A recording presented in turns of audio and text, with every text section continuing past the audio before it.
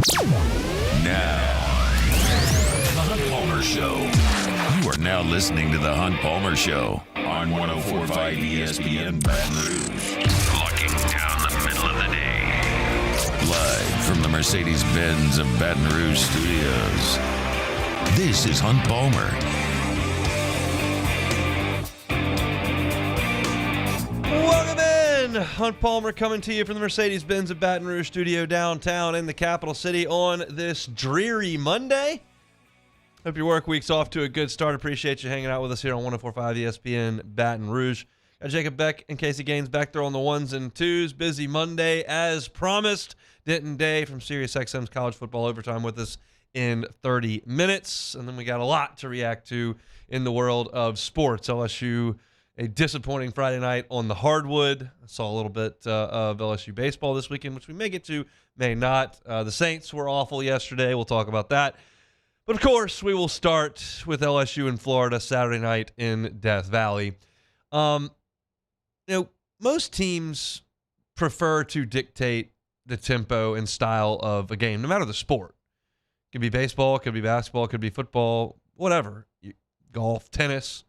You're trying to play the game at your pace. You're trying to dictate to your opponent how the game's going to go. And LSU is going to do that every time this team takes the field. You cannot play this team in a low-scoring football game. It's going to be a shootout the second LSU comes out of the tunnel because the defense does not stop anybody, and this offense is cooking. And as I was sitting in the stands on Saturday, sitting in the stadium on Saturday, I was brought back to the Leonard Fournette Auburn game in 2015 when he had that ridiculous day full of highlight-worthy plays. And it almost got to the point where you weren't even watching the game anymore. You were watching the player. Does that make sense? When Jaden Daniels was ripping off those highlight reel plays, whether it's the long touchdown runs that he had, the deep ball to Brian Thomas, whichever, it almost felt like you were there to watch the player instead of worrying about what the score was. Now, of course, that's an exaggeration. The point of going out there is to win. But he so far and away stole the show on Saturday night that it just brought back memories of that Fournette day. Yeah, we had a tight game in the third quarter and into the fourth quarter, and LSU had to keep scoring because Florida continued to score. At one point, they scored 3 touchdowns out of 4 drives in the second half. But it was just the Jaden Daniels show. Twitter was abuzz. The stadium was abuzz. And it wasn't just statistically what he did. It was the way in which he racked up those statistics, which was so eye-catching. You just don't see quarterbacks take off on 85-yard touchdown runs. That doesn't happen. Safety's got an angle on him and can't catch him. And then he ripped off a 50-yard touchdown run, weaving through defenders, gliding effortlessly, twisting guys around, leaving them in the dust, erasing angles. Just remarkable stuff.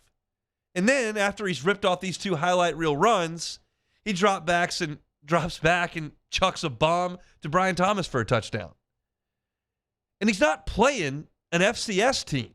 He's not playing some directional school. This is the University of Florida. They've got some pretty good athletes over there. They looked feckless against him. In the game, Jaden Daniels, by now you know, 372 yards passing and 3 touchdowns. That's a brilliant day on its own. And then 234 yards rushing and 2 touchdowns. That's a brilliant day on his own. He had 2 brilliant games in one. And I was prepared to get in this chair and start banging the table for Jaden Daniels to get more respect to win the Heisman Trophy. That's what I was prepared to do as I was watching the game on Saturday. But what's come pretty apparent to me over the last 48 hours, most people were on board with this. This is not some poor, pitiful LSU. Nobody's paying attention to us. They're dismissing our team because Jaden Daniels and this team has 3 losses. No, I don't think anyone is. Josh Pate says he should win the Heisman Trophy. Dan Katz of Barstool, he should win the Heisman Trophy. You look at, I was listening to an Ole Miss podcast yesterday. Neil McCready says he should win the Heisman Trophy. I think most people are on board with this, and for good reason. He has clearly been the best player in college football this year. As I laid out last week, his game against Ole Miss is better than any game Michael Penix or Bo Nix has played all year, and they lost because LSU can't stop anybody.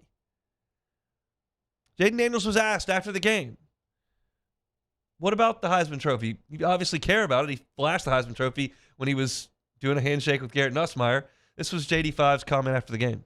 I mean, I'll say so. As humbly as possible, but I just give thanks to God and my teammates, because without them, I wouldn't be in this situation. And that's saying all the right things, but you can tell that it's something that is on his mind, and it should be at this point in the season. And then Jaden Daniels was asked, okay, well, was this your Heisman moment? Got to control what you can control, and one thing I can control is how I approach each and every week, how I practice and how I play. And then from there, I can make those decisions. So I wanted to look back, because this is a stat I've been kind of harping on as well. And in the second half of that game, LSU got the ball 5 times, and they scored 5 touchdowns. I mean, it's just absolute clinic in the second half. And they've done that all year. They had 4 drives against Mississippi State in the second half, 3 touchdowns and a field goal. Same exact thing against Arkansas, 4 drives, 3 touchdowns and a field goal. Against Ole Miss, they had 5 drives in the second half, 3 touchdowns. They did punt a couple times. Against Missouri, 3 second-half touchdowns and a field goal. They only punted once. Auburn, 4 drives in the second half, 4 touchdowns. Florida, 5 drives in the second half, 5 touchdowns. Bama was the only team that put up a fight in the second half. LSU had 5 drives in the second half, only had 1 touchdown, and punted a couple times. They had an interception and a turnover on downs, and we know that Garrett Nussmeier had to play the last couple of drives in that game. But even with the Bama game baked in, if you look at in the SEC, LSU has scored on 25 of 33 second-half drives. That is 76% score rate in the second half. 3 out of 4 drives you're scoring. And on touchdowns, they're 22 of 33. That is 67% touchdown rate in the second half of Southeastern Conference games. They have punted 5 times in 33 second-half drives. That is 15% of the time LSU is forced to punt against SEC teams. This offense is just unbelievable. There's just not much you can do. You have a hard time covering Neighbors and Thomas. You have a hard time beating this group up front. I thought the offensive line was great. And these defensive linemen, I feel so bad for them. Not really. But they even if they do beat LSU's offensive line, they can't catch the quarterback. They're not fast enough to run him down. He's so quick and so swift that once he starts running, defensive linemen are out of the play. They can't catch him. I'm not sure what the best way to go about stopping this unit would be. But certainly Florida didn't figure it out. Because in the game, LSU rolled up 701 total yards on 10 yards a play. They averaged 9 yards a rush. Of course, it helps when you rip off an 85-yarder on one play. But to have 337 on the ground and 372 through the air, it's just take whatever you want. And again, it felt like we were watching a show on Saturday, the way that Jaden Daniels played. Just highlight after highlight after highlight. And he looks so calm and so comfortable, and then he's so dynamic, making college athletes look just totally overmatched. I did not think that we would have anybody that made this look as easy as number 9 did 4 years ago. Maybe for the rest of my life. This is pretty close to that. It's pretty close. I mean, 52 points on 700 yards on Saturday. Just absolute child's play with the Florida Gators, and it was an absolute treat to watch. And I believe, as we sit here right now, if they voted for the Heisman Trophy today, he would win. I based on what it sounds like in the national college football arena, I think everyone is on board. Now, you got to go roll up a bunch of stats on Georgia State, and you got to go beat Texas A&M at 11 o'clock in the morning in Tiger Stadium. Can't throw in a dud. By now, you know all the names. You know that last year USC lost 3 games and Caleb Williams won it. You know that RG3's team lost 3 games. You know that Tim Tebow's team lost 4 games. Like, you're aware of the fact that it doesn't exclude you from the Heisman Trophy. Too often, I think they do settle for the best player on the best team. But Jaden Daniels is making this impossible to ignore at this point. And everyone's aware that the defense is awful. And as I said on the postgame show on Saturday, like, I think the defense being awful is helping Jaden Daniels' cause. Because everyone knows LSU falls out of bed and gives up 40, so you have to go score 45 or 50 to win a game. And that pressure that he plays with every single time he goes out there, I think, resonates. Like, he's doing everything. He's got to shoulder the entire load. And he's pretty well done it, week in and week out. 52-35 was the final. Still more to talk about. We'll ask Denton Day coming up in 20 minutes what he thinks about the Heisman Trophy. And I've got a feeling that, I mean, look, last week, Denton Day and J.D. Pickell, J.D. Pickell both said they would vote for him. I can't imagine this would have changed their minds on Saturday. So we'll get some thoughts coming up a little bit later on in the show. Take our first time out. It's a Monday edition of the Hunt Palmer Show. You are now listening to the Hunt Palmer Show. As the weather gets colder, the NFL offers stay hot on FanDuel. Right now, new customers get $150 in bonus bets with any winning $5 money line bet. That's $150 if your team wins. You've been thinking about joining FanDuel? No better time to get in on the action. The app's easy to use. There's a wide range of betting options, including spreads, player props, over-unders, and more. So visit FanDuel.com/1045ESPN and kick off the NFL season. FanDuel, official partner of the NFL. Must be 21 and present in Louisiana. First online real money wager only. $5 pregame money line wager required. $10 first deposit required. Bonus issues and knowledgeable bonus method expires 7 days after receipt. See terms at sportsbook.fanduel.com. If you or someone who has a gaming problem wants help, call 1-877-770-STOP. In times of need, get a full list of phone numbers, websites, and other important emergency information on the Demco Stormwatch page at 1045ESPN.com. Bayou Ford is taking $10,000 off MSRP on all new 23 Ford F-150 Black Widow trucks, plus $2,750 discount APR and 5.9% for 72 months. All new Bayou Ford vehicles come with a 1 million mile warranty. The crew at Bayou Ford is going to do right by you. Life in Louisiana is like a run-on sentence. A poem that doesn't rhyme. Life is here, now. For life's moments, big and small, always there. The right card, the right care. There it is, the extra mile, on the border of expected and extraordinary, for those willing to go further, like vans customized for work or play, with safety and tech to keep you connected, supported by a 5-star sales, service, and finance team, and backed by the 1-star you know. So go the extra mile.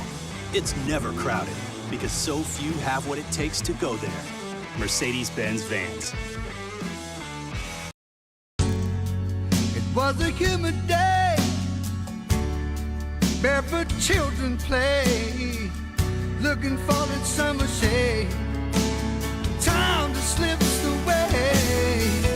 Oh, Louisiana, some kind of hold on me. Like cypress stumps, your roots are planted deep inside of me.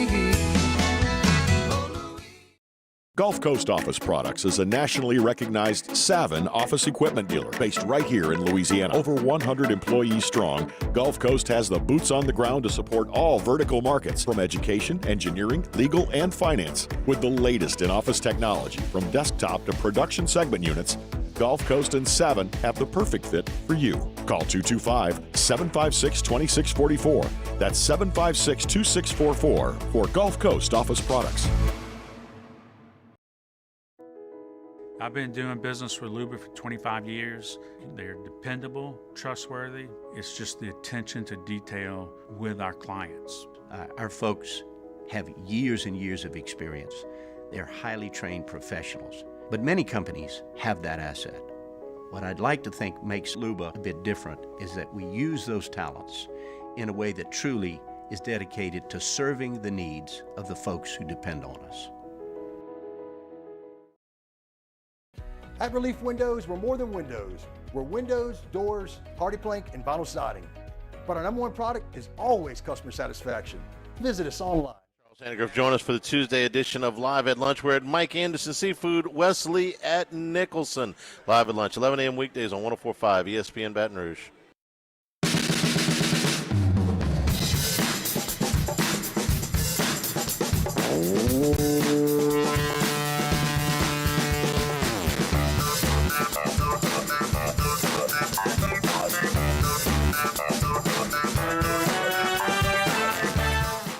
You're listening to the Hunt Palmer Show on 104.5 ESPN Baton Rouge. So on Friday, I said, look, I'm done hoping and begging and pleading and waiting for the defense to make some improvements and to be a capable unit. That ship has long sailed. There's 2 games left in the regular season, and this team is what it is on defense. So on Friday, I kind of changed up my thoughts on what to expect in the defense, and it was simply just make a couple of plays. Just make a couple of game-changing plays. I know you're going to give up yards. I know you're going to give up points. So all I'm asking is just make a couple of big plays and let the offense do its thing. And basically that's what you got on Saturday night. You got the early Braden Swinson strip sack that created a turnover that results in a stop. You got some plays on third downs because Florida was only 4 out of 13 on third down. You got the 4th down stop when you were up 10, 45-35, and Sage Ryan's credited with the pass breakup. And that's about all I can hope for. Because, I mean, if you put this in a vacuum and tell me that Florida is going to come into Tiger Stadium, they're going to hang 35 points. Their quarterback's going to throw for 311 yards and a touchdown with no picks. And they're going to run the ball for 177 yards, have 2 running backs each go over 70 yards. ET ended up with 99 and Johnson ended up with 70. That's not great in a vacuum. You say you give up 488 yards and 35 points. That's not very good. But that's all I'm asking this team to do. You hold teams to 35, and LSU's going to beat almost everybody. They may not beat Michigan. They may not beat Alabama. They may not beat Georgia. But if you hold everybody to 35, you've got a real chance to win. And in this game, LSU scores 52. I mean, that first drive that Florida went on was pretty deflating, if we're going to be honest. They go 75 yards on 8 plays, and it is just as easy as it gets. Almost zero resistance whatsoever. You had taken the lead with a great touchdown drive of your own, and then you go Montrell Johnson for 6 yards, Mertz to Pearsall for 8 yards, Johnson for 8 yards, Mertz to Trey Wilson for 5, Mertz to Wilson for 6, Mertz to Pearsall for 14, Mertz to Pearsall for 19, Mertz to Trey Wilson for 9 touchdown. I mean, it was between 8 and 13, 16 yards on every play. Just boom, boom, boom, boom. Taking whatever they want on the slant, taking whatever they want off tackle. And it's like, oh, God, just give me something. And I guess over the course of 4 quarters, they gave you about all you can expect. Spates leads the way with 12 tackles. Toviano stuck his nose in there and had 10 tackles. 5 of those were solo. Harold Perkins had a sack. Jefferson and Jones split a sack. Swinson got back there and made his play. Parrish Shand had a nice play on the edge. It's really what it boils down to. Like, give me some plays to affect the game. And you don't have to worry about it against Georgia State, but you are going to have to make some plays against Texas A&M. We know what's going on over there. It'll be a whole new world 2 weeks from now in College Station. But sadly, I've come to accept that this is about what you can hope for the defense. They've got an entire offseason to go back to the drawing board in any way that they want to and try to figure this thing out defensively. But this group they're going to put out there against Georgia State and then A&M and then the bowl game kind of is what it is. And that's an uncomfortable place to be, but you've got a unit that's so elite on the other side that they'll bail you out. And I feel like LSU's playing hard on defense. I think they're playing hard. They just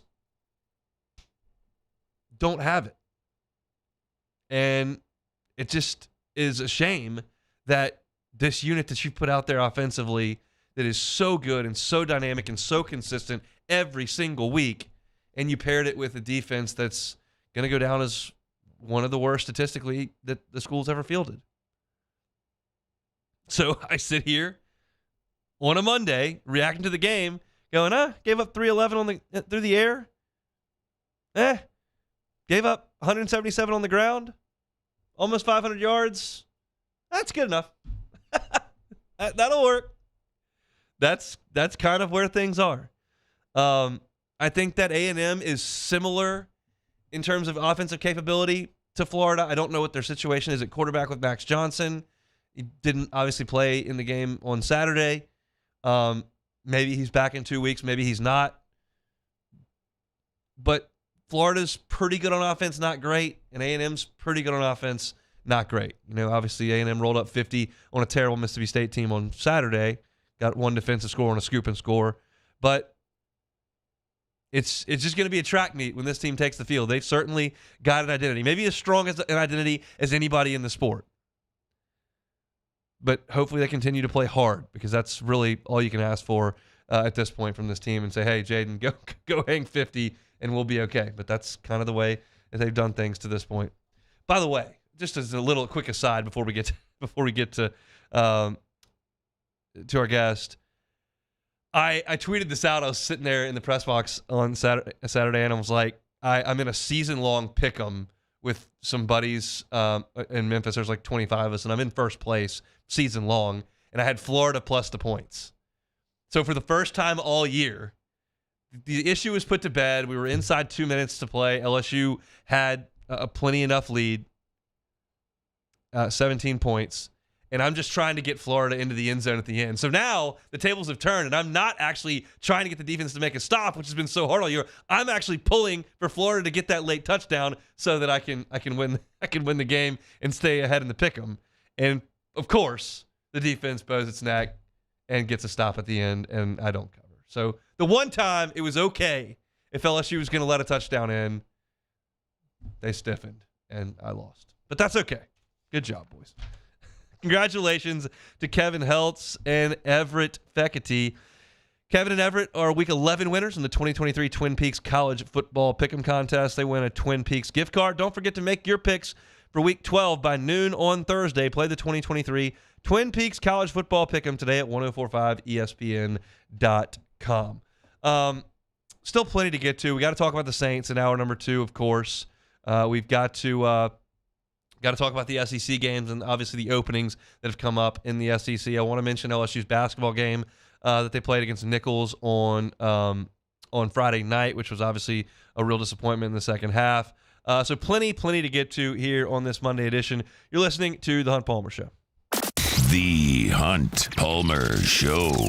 Boudreaux's Electric. Protect yourself from those pesky power outages. They're just a nuisance. Whether it's one of those afternoon summer showers that we have that rolls through, like that happened before LSU played Tennessee in the College World Series opener that knocked my power out. Sometimes it's a hurricane, but we lose power down here a good bit, and Boudreaux's Electric can help you protect yourself against that. Neil and Melissa Boudreaux have operated Boudreaux's Electric for 40 years. They're a certified Generac generator dealer. They are a premier Generac generator dealer, and I'll tell you this, if you buy a Generac generator from somewhere else, you find it cheaper than Boudreaux's Electric, they'll match that price. I don't think it's going to happen, but they will match the price, and you're going to want to shop with Boudreaux's Electric because every single generator they install comes with a free 10-year warranty, a free 10-year warranty. New Gonzales location opening up here in a couple of months, but that phone line is already working. Give them a call at 225-300-9389, 225-300-9389. That's Boudreaux's Electric. Our listeners fire off their opinions on the jimsfirearms.net hotline at 499-1045. Keep listening for your next chance to shoot us your thoughts with the jimsfirearms.net hotline on 1045 ESPN Baton Rouge. Bayou Chrysler Dodge Jeep Ram has $20,000 off MSRP on new 23 Ram 1500 trucks. $20,000 off plus no payments for 90 days on new 23 Ram 1500 trucks. All with Bayou's 1 million mile warranty. The crew at Bayou Automotive is going to do right by you. Bayou Chrysler Dodge Jeep Ram has $20,000 off MSRP on new 23 Ram 1500 trucks. $20,000 off plus no payments for 90 days on new 23 Ram 1500 trucks. All with Bayou's 1 million mile warranty. The crew at Bayou Automotive is going to do right by you.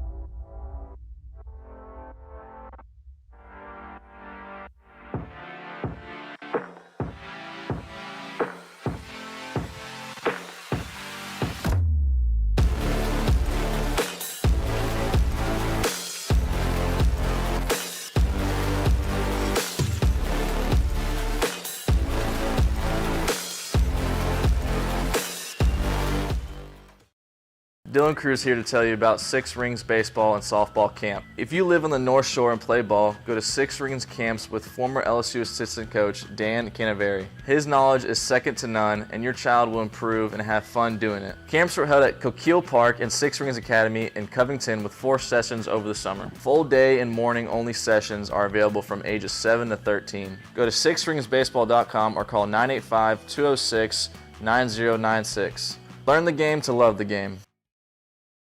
Scooncha, fall in the air. Fall is right around the corner, which means fall fishing is, which means it's time for you to take your boat to the next level with front-to-back boat service in a bunch of different ways. You want a custom stair job, you can have a ton of fun out there on the water. They can do that. What about a spot lock trolling motor? So you stay right where you need to in casting lines.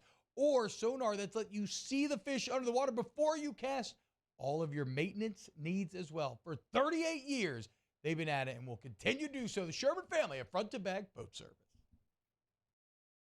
Running Boards Marketing can help you get their attention. Imagine your brand's message on a giant LED billboard truck that can't be skipped and is nearly impossible to ignore. Running Boards Marketing is the leader in effective and affordable advertising on digital mobile billboards, which are 2 times more effective than traditional billboards. With a 97% recall rate, you'll leave a lasting impression with your customers.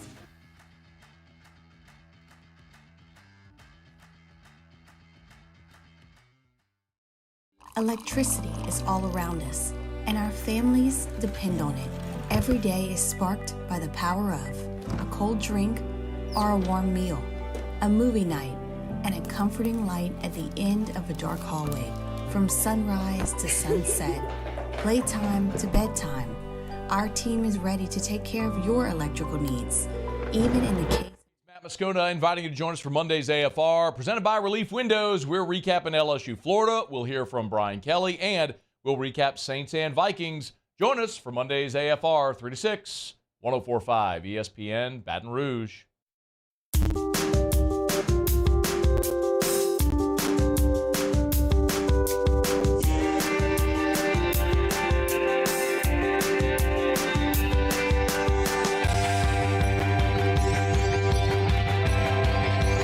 This is the Hunt Palmer Show on 104.5 ESPN Baton Rouge.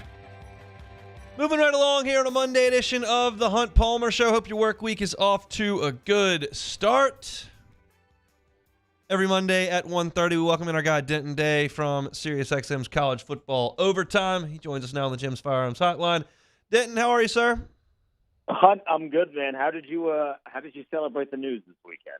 I don't know that I'm celebrating because they might get a good coach now, and we don't want that. I said on Friday I was pulling for Mississippi State because I needed to keep Jimbo employed, and I got what I needed. That Mississippi State was atrocious and A&M won, but then they fired him anyway. So we'll see what happens, but we certainly have to talk about it. What was your reaction to that? I was kind of stunned. I wasn't paying much attention to that game this weekend just because of some of the other games that I was focused on. So I saw he got fired, and I had just naturally assumed, well, clearly they lost. And then I pulled it up, and I'm like, wait, they won by 40, and he still got fired. I think this is the most Texas A&M way of firing a guy. And then on top of that, you add the Max Johnson fake that they put out there to trick Mississippi State. I'm hurt a little bit. I'm like you. The entertainment value of Jimbo Fisher being there is now gone and ripped away from us. So I'm a little hurt by that. But I'm telling you what, Jimbo just got to take a break for a year and do some television. We in our lives need Jimbo Fisher on television, so I am excited about that possibility. Any chance he shows up at West Virginia University in a couple of years? That's home for him, and that things haven't been great there for the last couple of years. Is that a possibility? How much money do they have? He's a guy that's going to command a lot. I mean, he's getting paid $75 million to stay home, which if you want me to stay home, you got to pay me a lot less than that. So I can't imagine he'd do anything for a small amount of money, but you're right. That's home for him. And obviously in college football, home means something to a lot of people. So, when realignment strikes and West Virginia needs a big-time coach to make sure they can stay afloat in the era of super conferences, his phone might be buzzing if he's still unemployed. Does a name or two make sense in College Station to you? I look at a guy like Mike Elko. Now, my big question with Mike Elko is, if Mike Elko leaves, does Riley Leonard go with him? Because if that's the case, he's a home run hire at Texas A&M, right? Because the one thing that Jimbo Fisher promised was, I'm going to get us a quarterback, and then he never really got you a quarterback. Well, we've seen Riley Leonard, and I know the ACC is certainly not the SEC, but Riley Leonard's a quarterback. So if you can get the package deal, the combo of Mike Elko and Riley Leonard, I think you certainly do that. If not him, I mean, I know Lance Leipold said he wants to stay at Kansas forever. Well, Texas A&M just found $75 million to fire their head coach. I bet they could find a good amount of money that would make Lance Leipold change his mind if it really came down to that. The only person who wants to stay at Kansas for the rest of their life is Bill Self. Certainly not the football coach. I appreciate the thought there. That's certainly not true. And I guess the situation unfolded where Mississippi State went, well, we lost by 40 and they fired the guy. We probably need to move on too. And Zach Arnett can't even make it through his first year as the head coach. Did that one surprise you? That one did surprise me a little bit. I don't really know where they go from here. I mean, I guess they'd be – because it's one thing, if you would have fired Zach Arnett before Jimbo Fisher, at least that point it kind of makes sense. But you just saw a big fish jump into the pond, and then you decided to also get in that pond. So the timing of that felt really odd to me. I think Arnett's going to be a really good defensive coordinator on somebody's staff next year, so they're letting go of a guy that can coach. I just don't really know where that program's at right now. They seem like they're in a bit of a weird limbo. Obviously, there are factors that are way outside of their control that led to that. But for Mississippi State, the firing of Zach Arnett at the time didn't make a lot of sense to me. It's a really hard job in this conference at that school. So we'll see where they go from here. All right, let's get to LSU and Florida. Last week I asked you who your Heisman Trophy winner was, and you told me Jaden Daniels. I don't want to speak for you, but I feel like that probably didn't have nothing happened on Saturday that would make you change your mind. No. The only thing that happened on Saturday was me coming to this firm, very aggressive stance that if Jaden Daniels doesn't win the Heisman Trophy, you got to burn the system down because it's clearly flawed. He is the best player in college football. I understand that he has 3 losses. But, I watched J.J. McCarthy this weekend, who is another front runner for the Heisman Trophy. They're not on the same plane when it comes to just being a quarterback. And Jaden Daniels doing it week in, week out against incredibly tough competition. And the performance he put, I know Florida isn't the greatest team in the world, but the performance he put forward this weekend, it was cinema. I mean, it was cinema on our television screens. He's the best player in college football. If he does not win the Heisman, they got to reevaluate the system because it's clearly flawed and broken. Do you think he's going to win it? No, I don't. I think Michael Penix is going to win it. Which, again, do you have a Heisman vote? I do not. Jacob Hester does. You don't have a Heisman vote. I don't have a Heisman vote. Yeah, I know Hester does, and I know I have a pretty good feeling where Hester's going to be lining up there. But like you and I both cover this sport. We don't have a Heisman vote. There are so many people that have nationally bigger names than you and I do that don't actually watch games that do. If you really want to get this right, everybody who has a Heisman vote got to take a test. Like, let's just make sure that we actually know that you're watching games here. So I think there's going to be people that are thrown off by the 3 losses, and I think that might hurt him a little bit, which is incredibly unfair to him. Let's talk about some of the other teams around the country. Alabama goes up to Lexington and just hammers Kentucky a week after putting it on LSU. Pretty good as well. Where are the Tide right now? Oh, they're back. They are back, and I kind of knew that after the weekend prior, right? Like beating Kentucky the way they didn't exactly change my mind on them in any way. But now that they have clinched a spot in the SEC championship game, and Georgia has clinched that spot, I'm a degenerate, full-blown. I've already looked at the line in the look-ahead line. It was a little shorter than I thought, which leads me to believe that Vegas is really confident in Alabama. I think they're playing their best football at the right time. I remember a couple weeks ago when we thought they were dead and gone, right? I was right there. I was like, this team is not what we're used to seeing. But this is just the tale of Nick Saban, right? They maybe aren't that great in the beginning of the season, but when they put things together, they can be really special, and it looks like that's the direction they're heading. Lane Kiffin got to the microphone on Saturday and said, look, we got 1 5-star. They got 26 of them. Is that what you saw on your television watching Georgia and Ole Miss? I mean, I did see. I don't know if I saw 26 5-stars. I mean, Georgia had 26 5-stars like 2 years ago. I don't know if they currently have 26 5-stars. I think if that's your excuse for Lane Kiffin, there's a little bit of a problem here because he's supposed to be this smart offensive guy, right? Like I thought Georgia was better coached. That was really what it came down to. And then having Brock Bowers back was huge. I didn't leave that game thinking that Georgia was just insanely more talented because of the star rankings they had in their high school recruits. I just came away because I thought Georgia was they were just a better team. Michigan beats Penn State without throwing a pass in the second half. Let's start on the Penn State side of things. Same song, different verse for them? Pretty much. They've hit their ceiling with James Franklin. They fired their offensive coordinator. This will now be, I think it's like the 4th or 5th offensive coordinator in 6 years for Penn State. Eventually somebody at that school is going to realize it is not an offensive coaching issue. It is a head coach issue. And James Franklin has done a lot of good at Penn State, but you have to be real with yourself in the Big Ten when you're surrounded by Ohio State that has perennially been great, and now with Michigan, who in the past few years has elevated to that status of perennially being great and in the conversation of college football playoff. You're just not there right now. There needs to be some sort of change made. You're right. It's the same song, different verse. It's just the story of James Franklin at Penn State. What do you make of Michigan not throwing a pass in the second half? I mean, I was audibly laughing on my couch watching them run the football against Penn State in the second half. What did you think? I was in a similar position. I mean, it worked, so good for them, but that seemed to be their game plan. I still like J.J. McCarthy. I guess they didn't this weekend. I mean, Penn State does have a really good defensive secondary. I would say that's probably the strong suit of their defense. But hey, man, if you can just run the rock and you got a bunch of backs that are capable of doing it against them, save the J.J. McCarthy big time throws for Ohio State in a couple weeks. Who's the best team in the country in your opinion now? If you would have asked me last week, I think I would have said Oregon. But after this weekend, I think definitively Georgia is back to being the best team in college football. Do you give Alabama a chance to beat them in Atlanta? We'll talk about it in a couple of weeks, but do you think Alabama can win that game?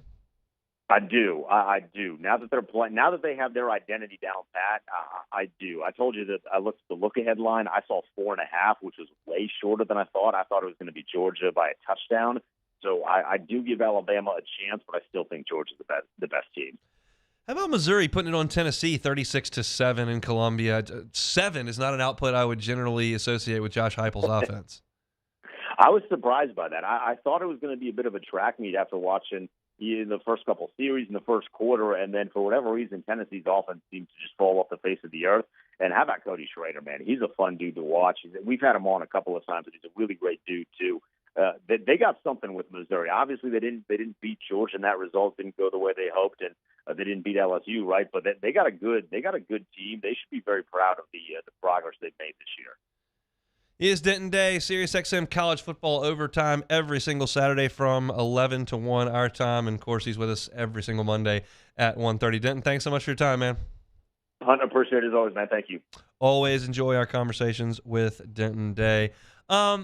Let's talk a little bit about the firings in the Southeastern Conference to close out hour number one. Then when we come back to start hour two, we'll talk about the games that we saw on Saturday in college football. Still got to get to the Saints and LSU basketball as well. So busy Monday right here on The Hunt Palmer Show. You are now listening to The Hunt Palmer Show. One Bath and Closets, onebathandclosets.com is the website. David Duvall and his team been in the game 30 years, redesigning and remodeling bathrooms and closets. It could be a full-scale bathroom renovation. Soup to nuts, David Duvall and his team handle the entire thing, all of it. You don't have to call 4 different contractors to get things done. They'll handle the whole thing. Maybe it's not that big a deal. Maybe it's just a tub-to-shower conversion. They do those all the time. What about safety in the bathroom? It can be a dangerous spot, especially for an aging loved one. If you want to put some nonstick floors in, you want to put some handrails around the tub or shower area, you want to put a walk-in tub that's far more convenient and safer for an aging loved one in your life, David Duvall and his team can do that. You got to go to the website, onebathandclosets.com, and check out pictures of their great work, check out the testimonials from their satisfied customers, and request that free consultation right there at the top of the page. It's One Bath and Closets at onebathandclosets.com. In times of need, get a full list of phone numbers, websites, and other important emergency information on the Demco Stormwatch page at 1045ESPN.com. When is a taco more than just a taco? When it's Government Taco. Voted best tacos 3 years in a row by 225 Magazine, Government Taco puts the most delicious spin on tacos the capital area has ever seen. With creative combinations like the Magna Carrot, the Filibuster, or the Steak of the Union. Plus perfect tortilla chips paired with the best salsa and queso you've ever had. And happy hour every day from 3 to 6 p.m. and all day on Thursday. Government Taco, 5621 Government Street. The Windsor Senior Living Community in Mandeville, Louisiana is a beautiful, vibrant apartment community geared towards seniors. They are nestled right in the heart of Mandeville, where seniors live a more carefree lifestyle in spacious apartments with the peace of mind that comes from having a little extra help. Call the Windsor at 985-624-8040 to schedule a lunch and tour. Come see how the Windsor can be your passport to peace of mind. Follow us on Twitter at 1045ESPN to cast your vote in the Citizens Bank and Trust Poll of the Day. Vote daily inside Off the Bench, live at lunch, Hunt Palmer. And after further review, Citizens Bank and Trust brings you the Poll of the Day via Twitter at 1045ESPN. Electricity is all around us, and our families depend on it. Every day is sparked by the power of a cold drink or a warm meal, a movie night, and a comforting light at the end of a dark hallway. From sunrise to sunset, playtime to bedtime, our team is ready to take care of your electrical needs. Even in the case of an after-hours emergency, the light in your life shines brighter with Mr. Electric.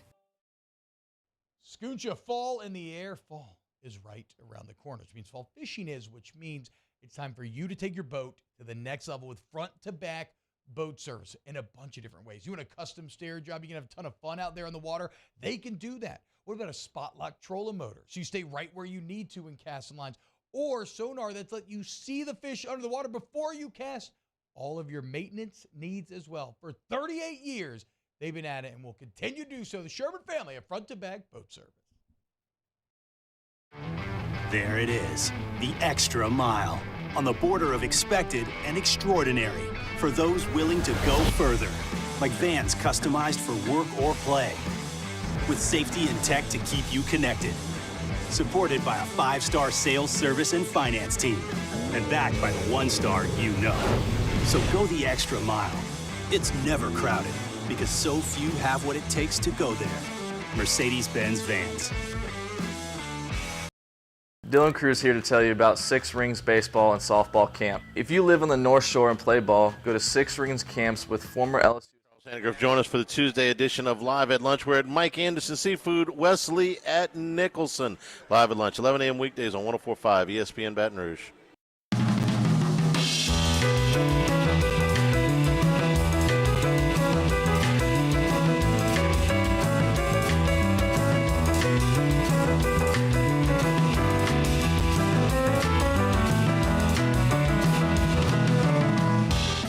You're listening to the Hunt Palmer Show on 104.5 ESPN Baton Rouge. Shutting things down at hour number 1 here of the Hunt Palmer Show. A little bit of a dreary Monday in the capital city. Rain kind of lurking around, just kind of damp and nasty. But we'll get you through it here on 104.5 ESPN Baton Rouge. I was pretty shocked when I woke up on Saturday morning and saw the news that Jimbo Fisher had been fired. Billy Lucci, who just does an awesome job covering Texas A&M for TexAgs, had the story at about 7:30 on Sunday morning. And it's obvious that what happened was the Board of Regents at Texas A&M met on Thursday. Ross Bjork, the athletic director, was certainly present in that meeting, and they kind of came to a consensus on Thursday that it was time to make a change. The result on Saturday obviously had no bearing on it. I mean, Les Miles got fired after that Auburn game because LSU lost. Jimbo Fisher got fired on Sunday because the Board of Regents determined that this program's in quicksand. Had nothing to do with the performance on Saturday with a third-string quarterback where they hung 51 points on Mississippi State. And it had been reported pretty widely that Bruce Feldman had said that the money was not going to be an issue. That A&M could figure it out. And contractually, Ross Bjork laid it out yesterday. They owe him, I think, 25% of that buyout in the first 60 days, which would be somewhere in the neighborhood of $13-16 million. And then they'll pay out the rest in installments. If you've been on Twitter, you've probably seen the image from Kyle Field on Saturday where Ross Bjork is taking a check from the 12th Man Foundation for like $168 million, which is the entirety of the donations and the collections from season tickets and all that kind of stuff. And it's what they put back into the athletic program, and that's part of the funds that they're going to use to buy out Jimbo Fisher. So they're holding a check on the field right in front of Jimbo Fisher for the money that he's eventually going to get paid to buy out because he's been fired. It was a little bit of an ironic situation going on in Kyle Field, but Jimbo just didn't do a good job. He recruited like crazy. His offense was atrocious last year. Wasn't much better this year. They've had a bit of a bad run of breaks with quarterback injuries, and they've had starting quarterbacks get hurt 3 years in a row, and that's crummy luck. But injuries happen, and you got to play, and they haven't had results. They have not won a road game in 2.5 years. If they lose to LSU in 2 weeks, it'll be more than a 2-year run of road losses. It'd be 10 road losses in a row. And they really did. People love to make fun of A&M. I love to make fun of A&M. That's part of the shtick here. But they really did have a good team in the COVID year. And it's a bummer for them that the best team they produced the last year of Kellen Mond with a really good defense, with Mike Elko calling the shots, that team that was good played in a year that nobody takes very seriously because everybody had guys missing for COVID. There were 25% capacity stadiums, and they did get crushed by Alabama that year. So I'm not telling you there was some sort of elite team that they were, but they were good. It was a good team, and it will just kind of be tossed into the scrap heap because of the year that it was. And this was the right move for Texas A&M. Jimbo Fisher was not going to get this thing righted.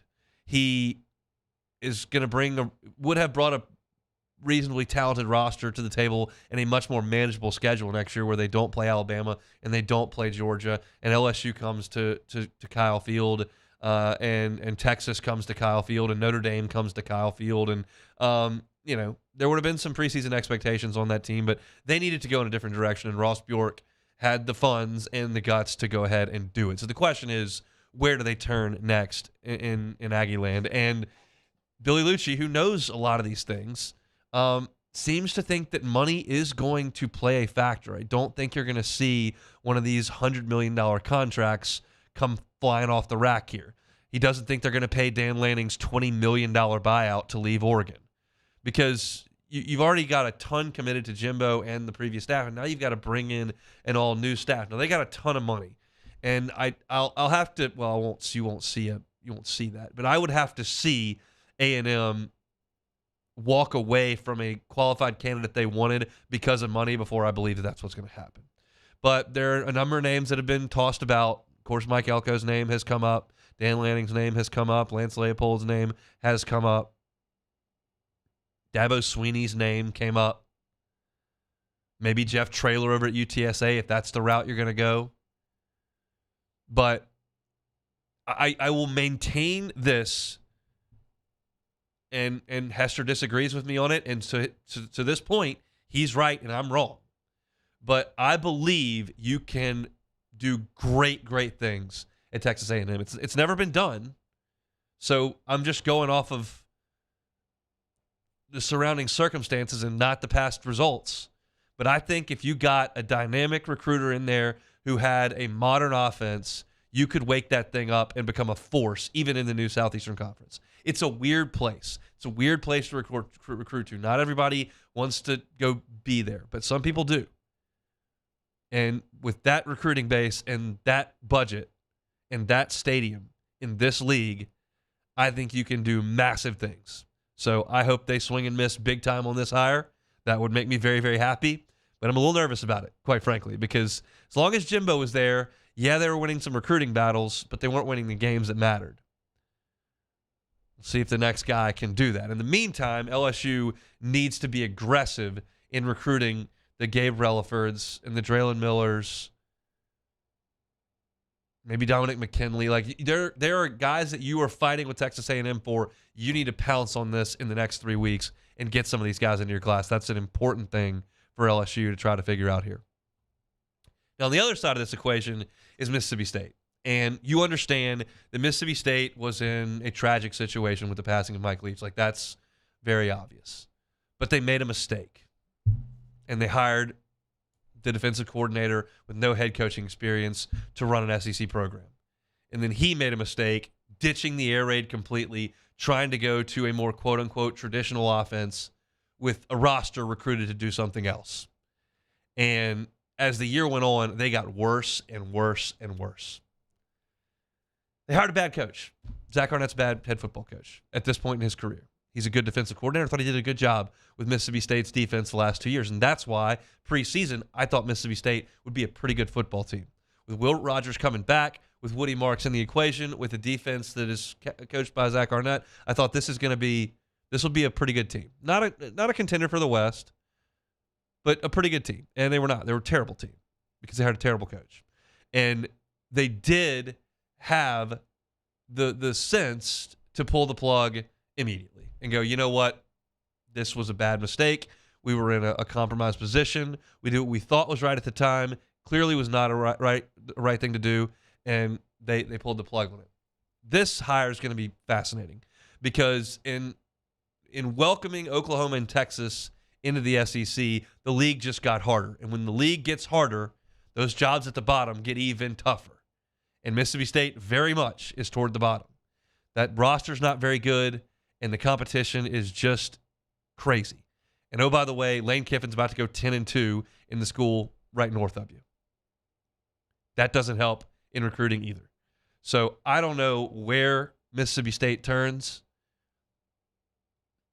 It's so hard to win there. What Dan Mullen did there deserves a statue. It's going to be far more Joe Moorheads, Zach Arnett's, and Sylvester Crooms than Dan Mullen's. And even Mike Leach did a good job there. But that's just a really, really, really difficult place to come into the block with LSU and Ole Miss and Auburn and Alabama and Oklahoma and Texas and A&M all right there. Winning in Starkville is going to be tough. But I thought they'd give him another year. Turns out they're in the market, and I'm curious what Arkansas does over the next 2 weeks, because if Pittman gets fired, those two in a little bit of a grappling match, I would favor the Arkansas job over Mississippi State. But we'll see. It feels like the next shoe to drop is going to be Sam Pittman up in Arkansas, and there's starting to be a little bit of murmuring about Clark Lee at Vanderbilt as well. Now, that's a whole different thing with Vanderbilt. But A&M very much in the market. We'll see what they do. And Mississippi State very much in the market. And I don't know what other big-time programs are going to be in the market for a head coach with Texas A&M. You know that LSU was in the market last time with USC. LSU the time before that was in the market with Texas. LSU this time was in the market with Florida as well. And you had different people jockeying back and forth. I don't know of a big-time program that's going to be in the waters with Texas A&M. The only one I can think of off the top of my head is Michigan if something happens with Jim Harbaugh. But A&M kind of may have their pick here. We'll see what they decide to do. That's it for hour number 1 here of the Hunt Palmer Show on a Monday. Open things up, 30 minutes on my thoughts on LSU and Florida. Of course, started things with Jaden Daniels and just the remarkable performance that he put forward on Saturday night in Death Valley. If you missed any of that, you can catch it on demand. 1045ESPN.com's on-demand tab, Apple Podcast, Spotify, Google, YouTube. Hunt on LSU is our LSU channel. Go check that out. You can subscribe to it. Casey does an awesome job of cutting down our segments in like 10-minute segments that you can digest pretty easily right there on your fingertips. You subscribe to the channel. We certainly appreciate it. Or catch it anywhere you catch your audio. Busy hour number 2 is upcoming because a lot went on over the weekend. We're going to start things off with the Southeastern Conference and how things went on the field on Saturday. I've got my thoughts on LSU's basketball loss against Nichols on Friday night. We still got to talk about the Saints on Sunday, who were not very good. So stick with us here on this Monday. Hope your work week's off to a good start. We're back after Sports Center on the Hunt Palmer Show. Bayou Ford is taking $10,000 off MSRP on all new 23 Ford F-150 Black Widow trucks, plus $2,750 discount APR and 5.9% for 72 months. All new Bayou Ford vehicles come with a 1 million mile warranty. The crew at Bayou Ford is going to do right by you. There it is, the extra mile, on the border of expected and extraordinary, for those willing to go further, like vans customized for work or play, with safety and tech to keep you connected, supported by a 5-star sales, service, and finance team, and backed by the 1-star you know. So go the extra mile. It's never crowded, because so few have what it takes to go there. Mercedes-Benz Vans. The importance of doing this fortified program and offering it to people down here is, number one, the only real chance you're going to get to do this is when you put on a new roof or build new. And through companies like HUDCO, who's kind of leading the way in this thing, it's going to offer the customers a huge advantage in the insurance market and the price of their insurance. You know, we're not looking to make a fortune off fortifying. We're trying to give you a better product than our competitor at the moment. I'm trying to do something that he can. I'm trying to give you something better. So a lot of these insurance jobs, you're getting a re-roof, you're only paying your deductible. Let's sit down and talk about the fortified and let's see what it does to your insurance premium. You're getting a steal. Yeah. You're getting a brand new roof and a fortified certificate for your deductible, essentially. And I think we're rocking and rolling.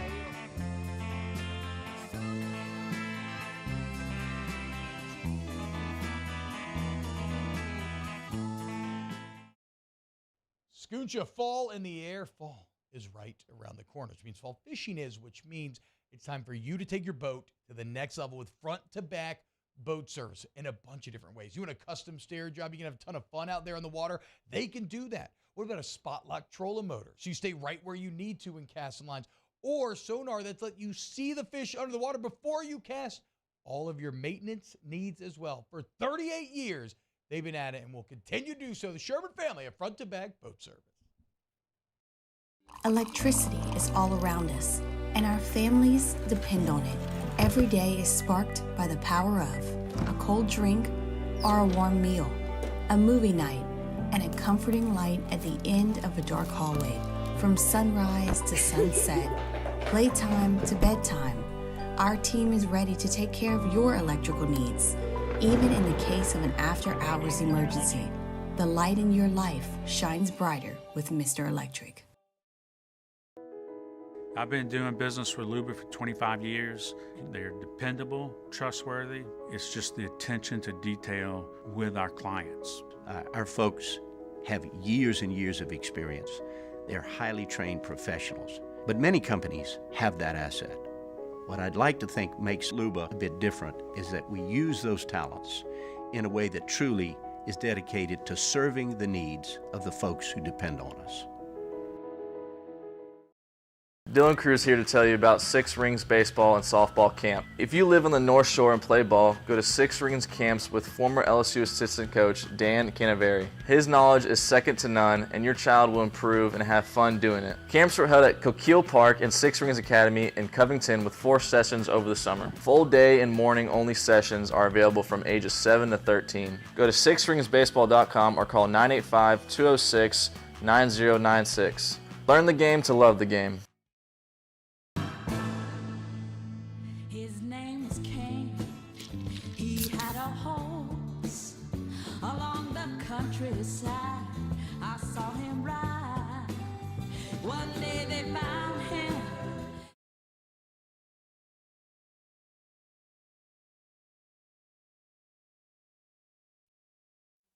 This is SportsCenter.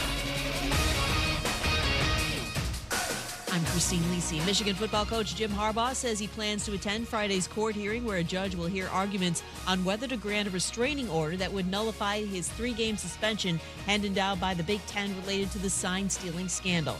The Broncos, coming off a big win over the Chiefs, visit the sputtering Bills on Monday Night Football tonight. Buffalo's lost 3 of 4, currently on the outside looking in when it comes to the AFC playoff picture.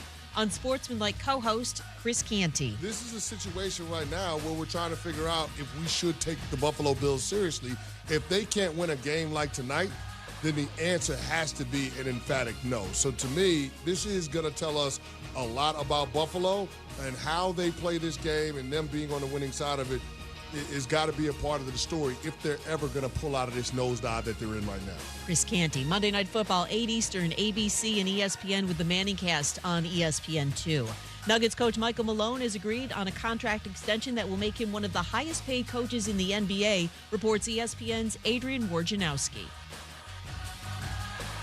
Brought to you by the Capital One Venture X card. Earn 10x miles on hotels and rental cars and 5x miles on flights when you book through Capital One Travel. Plus 2x miles on all other purchases. Capital One, what's in your wallet? Terms apply. See CapitalOne.com for details.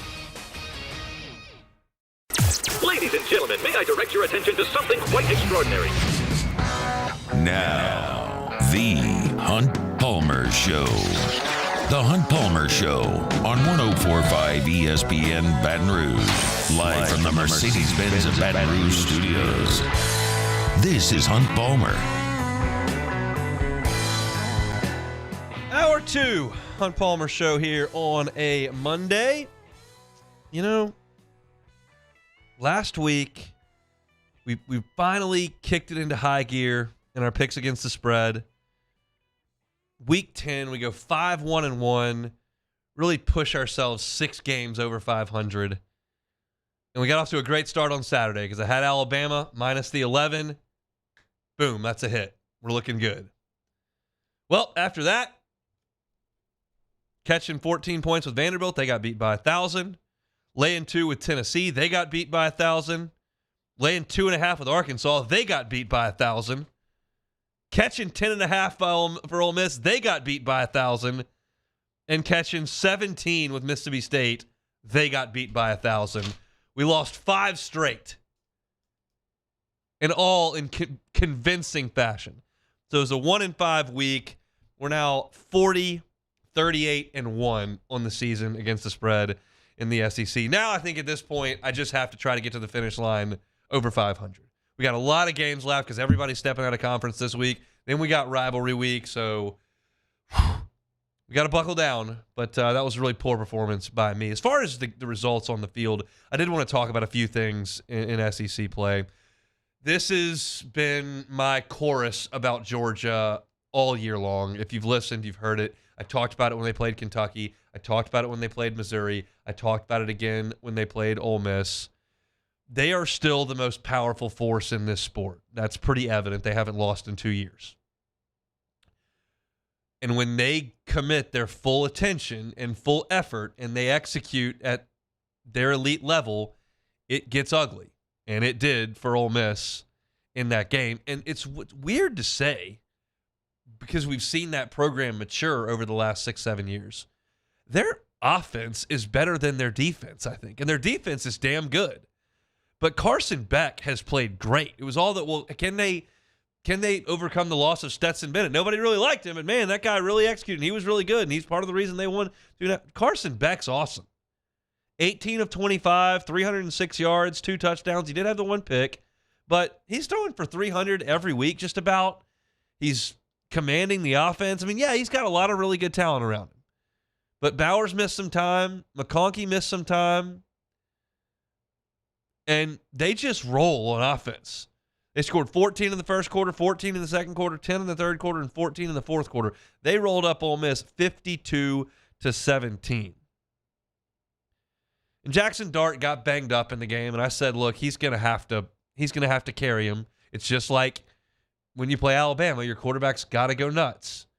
And they went right down the field in that first drive and looked great doing it. And then he turned it over, and they got hurt, and they had to go to Spencer Sanders, and by that time it was decided anyway. But Georgia's impressive when they lock in, and they don't every week. They struggled a little bit against South Carolina. They struggled a little bit against Auburn. But when it was time to roll, Kentucky comes in there undefeated 51-13. Missouri comes in there ready to go, and they win that game by 2 scores. And then Ole Miss comes in ranked in the top 10, 52-17. We'll see if the Dogs can replicate it in Knoxville in that game against the Vols coming up this weekend. Other games in the SEC, same type of deal with Alabama and Kentucky. Bama has really turned into pretty strong offensive team. I said, you got to own your mistakes here. I said Jalen Milroe was the worst quarterback in the SEC like a month ago. On the air, check the tape, watch it against Ole Miss, felt that way. I don't anymore, clearly. He threw for 234 more yards and 3 touchdowns. Didn't run quite as much as he did against LSU, but he did run for 3 scores against Kentucky. And the Wildcats just aren't built to play with these types of teams. Kentucky can play with South Carolina and Missouri. They can play with Mississippi State and Vanderbilt. They can play with Florida. They can't punch up in weight class. And that was real evident in the game on Saturday. And it's basketball season on the Bluegrass. They're not going to, I don't think, sink too much more time into football at this point. Hat tip to Eli Drinkwitz, man. Big hat tip. They're good. I'm very hesitant to throw bouquets at Missouri because I don't think of them as a fit in the SEC. Probably not fair, and I certainly don't think they care about my opinion. But I don't like their uniforms. I don't like the geography. I don't like the camera angle at their home games. Just nitpicky stuff. And I criticize Missouri a lot. And I wasn't ready when LSU went up there to give Missouri a decent amount of respect. But they have earned it at this point. 36-7.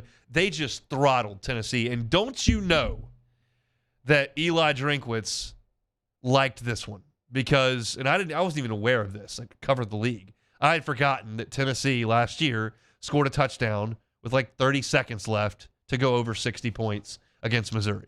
Could have taken a knee, just sat on the ball. They scored a late touchdown, and Eli Drinkwitz didn't like it. And that's okay. I'm okay if you want to say, hey, we're playing football, you better stop them. I'm okay if you say I didn't like that. Just however you feel about it. But Eli Drinkwitz didn't like it. And so it felt good for him, I'm sure, to throw 14 more points on this thing in the fourth quarter and run away from Tennessee 36-7. You know, there were so many questions asked about Tennessee this offseason. Okay, is what we saw that offense do last year what we can expect in the future from a Josh Heupel offense? Is that what it's going to look like every year? You just change the widget out, put a new widget in, and it just runs the same? No. Hendon Hooker, Cedric Tillman, that group of players was exceptional. And Joe Milton's not that dude. And we'll see. They've got a 5-star freshman on the bench, Nico. It's a hard name to say. But, Milton is just an average dude, and he's produced pretty average results, and the offense has been pretty average. They're best at running the ball, and Jalen Wright didn't get anything going in the game, averaged 3 yards a carry, had 22 yards in the game. Tennessee only ran for 83 yards in the ball game, and if they do that and they can't get the ground game going, they're inept. And Cody Schrader, who I also did not give any respect to leading up to the LSU-Missouri game. Like, this guy comes from D2, doesn't look all that talented, shouldn't be able to just run all over LSU. Well, he did run all over LSU, and he really ran all over Tennessee. 35 carries for Cody Schrader on Saturday, 205 yards rushing. Missouri just throttled the Vols. We talked about it's just humorous to think about A&M and Mississippi State at this point, because those two guys probably thought they'd still be working today and now are not. Mississippi State just so inept offensively. And this is one, I'm curious what it looks like against Southern Miss this week. I hesitate very strongly to use the Q word. I really reserve that for specific cases. Houston Nuts 2011 Ole Miss team quit. They quit. I'm close with this Mississippi State team. Now, we'll see. Southern Miss is awful. I mean awful. And if Mississippi State can't come out and clock Southern Miss, then we'll really know what the situation is, and the Egg Bowl could get real out of hand. But you're looking at a Southern Miss team that's 3-7, that at one point this year lost 7 straight games. Now, they won their last 2 against Louisiana teams, UL Monroe and the Raging Cajuns. But they're terrible. If Mississippi State is in a dogfight with this one, this might become another example of the Q word here. State are 13-point favorites in that one. God, that's pitiful. If they can't win by 2 touchdowns against Southern Miss, what are we even doing here? Well, I guess we know what we're doing here. We're looking for a coach is what we're doing here. As far as A&M goes, it's a weird situation to go out and play your best game of the year and then have your coach booted. I went back this morning and watched Jimbo Fisher's news conference on Saturday to see if there was any inclination that he knew what was coming. It sure doesn't look like it to me. I think that conversation was had early on Sunday morning, and as Ross Bjork described it in his press conference, he said it was quick and cordial. It couldn't be totally shocking to Jimbo, but in the timing of it, you would think that it would be after a loss or the season. Instead, they go out there and roll a team by 41 points, and then he gets a big old check. And we'll see if the next check comes to Sam Pittman, because you thought that Arkansas had something figured out when they went to Gainesville and nearly scored 40 points, got KJ Jefferson going, won a game on the road. Maybe it was just a bad offensive start and bad offensive system. They made a mistake replacing Kendall Briles, and maybe they just move on from it. And then you go up at home, and Auburn, who's wildly mediocre, just absolutely hammers you. 27-3 at halftime, and then Auburn comes out and throws 21 more on you in the third quarter. That may be impossible to come back from it. And look, Sam Pittman took the questions that you knew were coming after the game. Are you concerned with your job? And he said, no, I'm concerned about the kids. And I revel in the failures of SEC teams. I don't revel in the failure of people in their jobs and having to move families and take kids out of school. Like that's a disappointing consequence of choosing that profession of coaching. But when teams lose, I like to go watch press conferences and see a little bit of the misery. It's a very poor character quality of mine, but I have it. And I just don't take any satisfaction in Sam Pittman's in his team getting beat. He's so likable and so honest and genuine and seems to be such a great guy. And the clock's just run out up there. It was a nice start. They got a solid foundation, but like the situation here with Ed Ogeron, you're so dependent on having elite coordinators. And when you miss on a couple of coordinator hires, which they did with defense last year, and Odom's defense last year was not good, and then this year both, I just don't think they're going to be able to rescue the program from this situation. Auburn's not very good. And for them to go to Fayetteville and beat you by 38 points, that's a tough scene. So not a very interesting day on the field in the Southeastern Conference, just a bunch of absolute blowouts, but an interesting day in the big picture for the SEC with a couple of coaches on their way out and maybe one more on his way out. All right, we'll take a timeout. When we come back, we'll talk a little bit about LSU basketball on Friday. You're listening to The Hunt Palmer Show. You are now listening to the Hunt Palmer Show. Tell you about FanDuel as I drop my FanDuel piece of paper and have to pick it up. As the weather gets colder, the NFL offers stay hot on FanDuel. Right now, new customers get $150 in bonus bets with any winning $5 money line bet. That's $150 if your team wins. Been thinking about joining FanDuel? There's no better time to get in on the action. The app's so easy to use. There's a wide range of betting options, including spreads, player props, over-unders, and more. Visit FanDuel.com/1045ESPN and kick off the NFL season. FanDuel, official partner of the NFL. Must be 21 and present in Louisiana. First online real money wager only. $5 pregame money line wager required. $10 first deposit required. Bonus issues and knowledgeable bonus bet that expires 7 days after receipt. See terms at sportsbook.fanduel.com. If you're someone who has a gambling problem and wants help, call 1-877-770-STOP. Our listeners fire off their opinions on the jimsfirearms.net hotline at 499-1045. Keep listening for your next chance to shoot us your thoughts with the jimsfirearms.net hotline on 1045 ESPN Baton Rouge.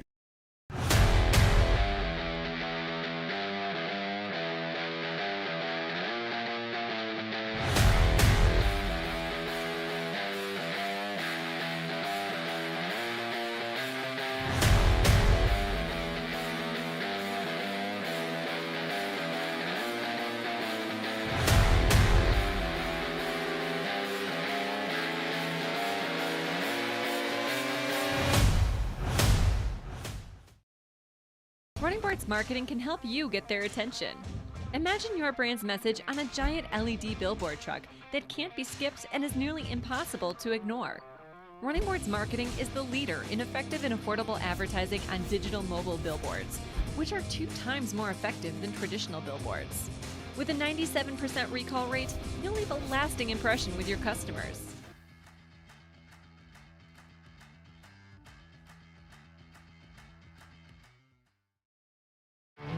There it is, the extra mile, on the border of expected and extraordinary for those willing to go further, like vans customized for work or play, with safety and tech to keep you connected, supported by a 5-star sales, service, and finance team, and backed by the 1-star you know. So go the extra mile. It's never crowded, because so few have what it takes to go there. Mercedes-Benz Vans. Gulf Coast Office Products is a nationally recognized Savin office equipment dealer based right here in Louisiana. Over 100 employees strong, Gulf Coast has the boots on the ground to support all vertical markets, from education, engineering, legal, and finance. With the latest in office technology, from desktop to production segment units, Gulf Coast and Savin have the perfect fit for you. Call 225-756-2644. That's 756-2644 for Gulf Coast Office Products. Scooncha, fall in the air. Fall is right around the corner, which means fall fishing is, which means it's time for you to take your boat to the next level with front-to-back boat service in a bunch of different ways. You want a custom stair job, you can have a ton of fun out there on the water. They can do that. What about a spot lock trolling motor? So you stay right where you need to in casting lines. Or sonar that's let you see the fish under the water before you cast. All of your maintenance needs as well. For 38 years, they've been at it and will continue to do so. The Sherman family of front-to-back boat service. Electricity is all around us, and our families depend on it. Every day is sparked by the power of a cold drink or a warm meal, a movie night, and a comforting light at the end of a dark hallway. From sunrise to sunset, playtime to bedtime, our team is ready to take care of your electrical needs, even in the case of an Moscona inviting you to join us for Monday's AFR, presented by Relief Windows. We're recapping LSU, Florida. We'll hear from Brian Kelly, and we'll recap Saints and Vikings. Join us for Monday's AFR, 3 to 6, 104.5 ESPN, Baton Rouge.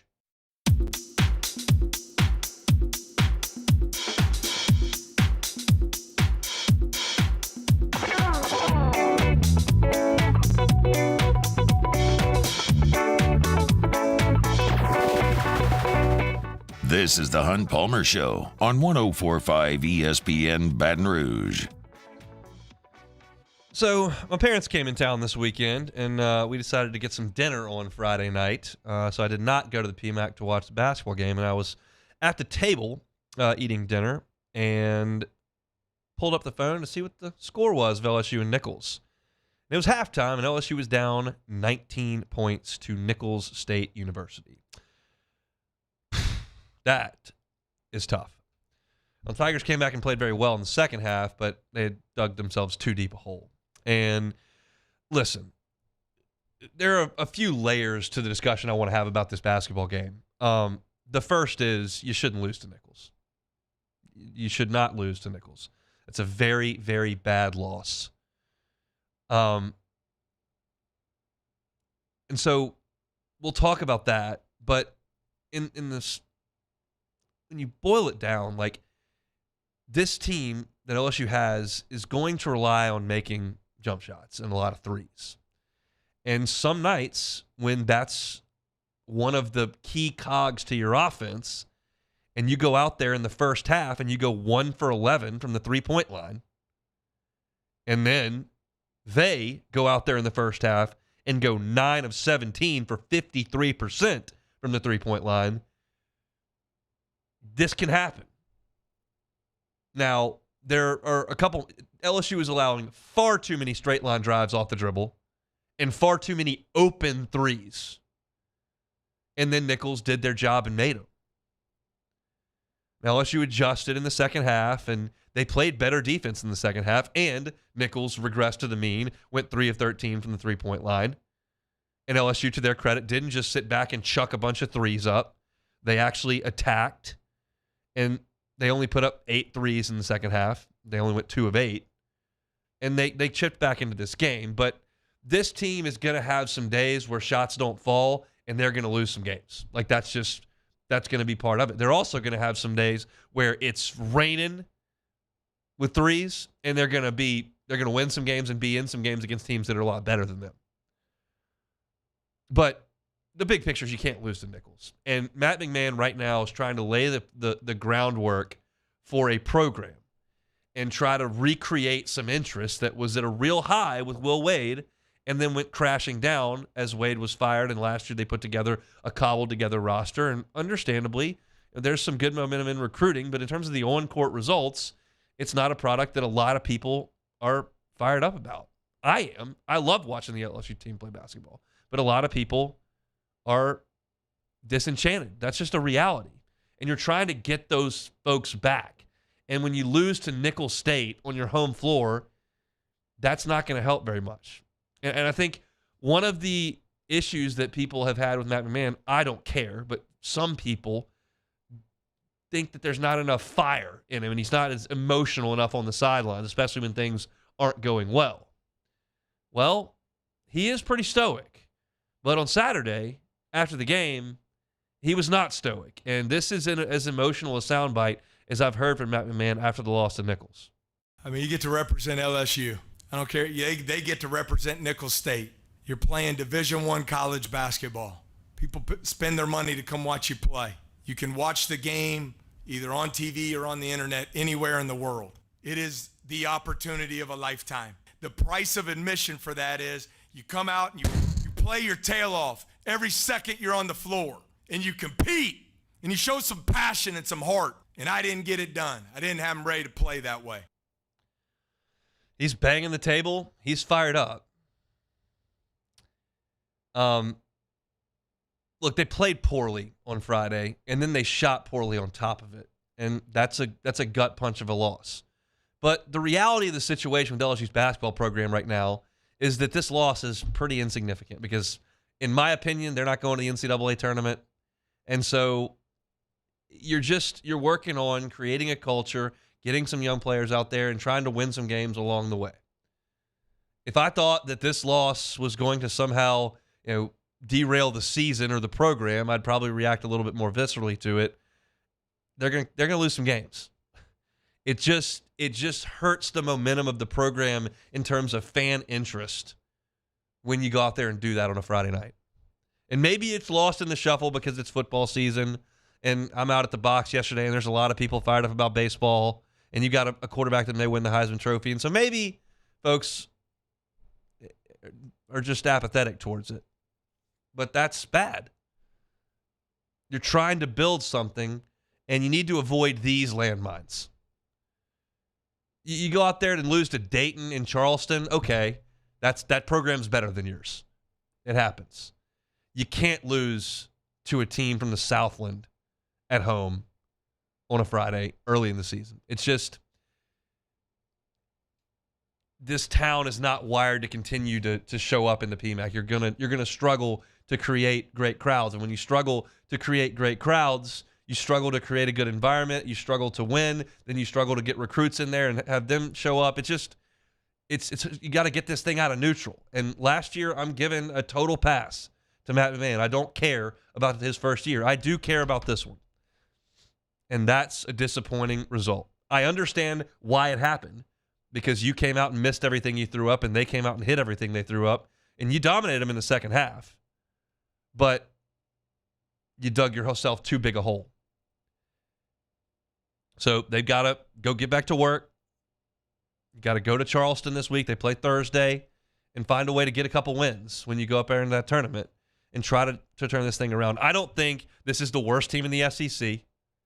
I don't think they're going to go 2-16 again. I don't think they're going to be the 14th seed in the league.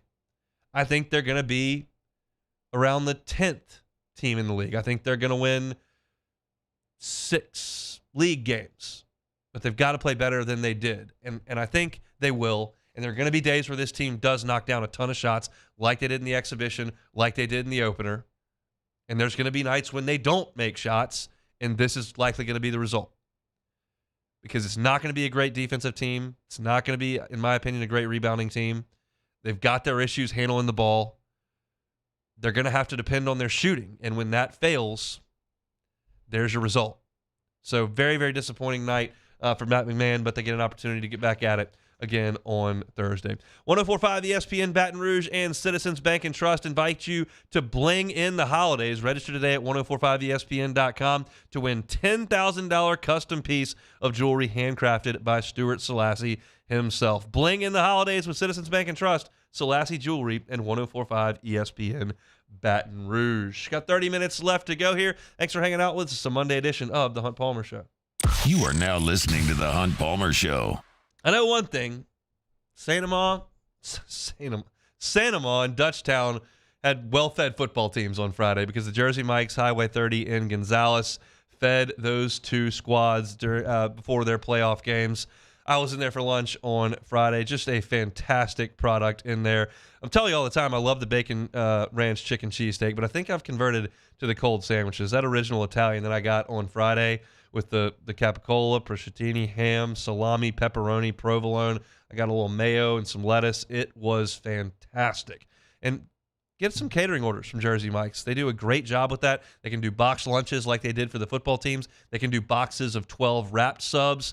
It's awesome. And you can get 20% off at the Highway 30 in Gonzales location if you tell them you're a Hunt Palmer Show listener. Get that cookie or brownie platter added on to that Jersey Mike's order that you place. Download the Jersey Mike's app. You can use them on DoorDash as well. Jersey Mike's, a sub above. In times of need, get a full list of phone numbers, websites, and other important emergency information on the Demco Stormwatch page at 1045ESPN.com. When is a taco more than just a taco? When it's Government Taco. Voted best tacos 3 years in a row by 225 Magazine, Government Taco puts the most delicious spin on tacos the capital area has ever seen. With creative combinations like the Magna Carrot, the Filibuster, or the Steak of the Union. Plus perfect tortilla chips paired with the best salsa and queso you've ever had. And happy hour every day from 3 to 6 p.m. and all day on Thursday. Government Taco, 5621 Government Street.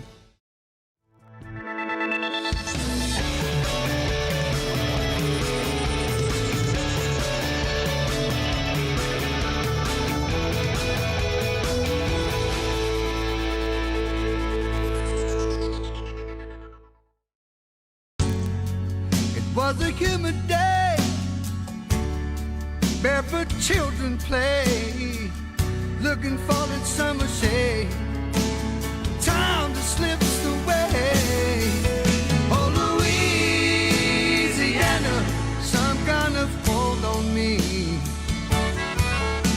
Like cypress stumps, your roots are planted deep inside of me.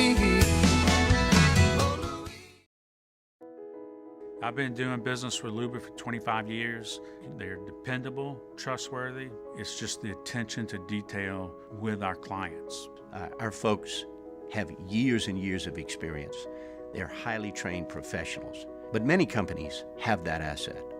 What I'd like to think makes Luba a bit different is that we use those talents in a way that truly is dedicated to serving the needs of the folks who depend on us.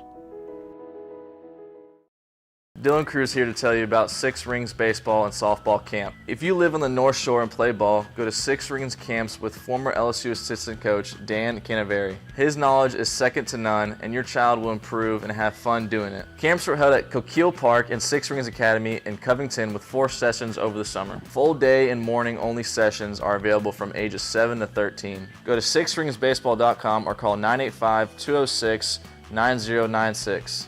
Learn the game to love the game. Running Boards Marketing can help you get their attention. Imagine your brand's message on a giant LED billboard truck that can't be skipped and is nearly impossible to ignore. Running Boards Marketing is the leader in effective and affordable advertising on digital mobile billboards, which are 2 times more effective than traditional billboards. With a 97% recall rate, you'll leave a lasting impression with your customers.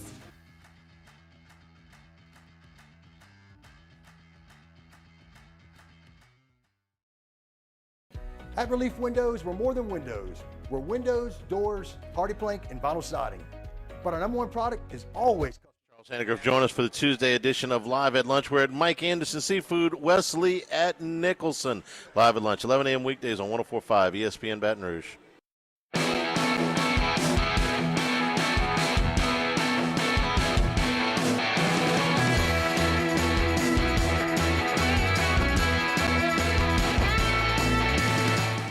This is the Hunt Palmer Show on 104.5 ESPN Baton Rouge. Disappointed with the way that we played today. Again, particularly in the first half of the game. I've got to find a way to get this team to be more consistent. So that's on me. I'll have to do a better job. That's Dennis Allen after 27-19 loss. Black and gold falls to Minnesota, falls to 500, 5-5 on the season. It is a little odd that a defense that has played so well for such a long time has been so poor early in games for the last month. And Dennis Allen's talked about it a bunch. I mean, Josh Dobbs just comes out yesterday. He's just slinging it all over the place. I was at a birthday lunch. I'm looking up at the TV. Every time I look up, he's ripping it down the field for another big game. He finished with 268 yards and the 1 touchdown. And he also, as we were a little bit concerned about last week, got going on the ground a little bit to the tune of 44 yards, had a rushing touchdown as well.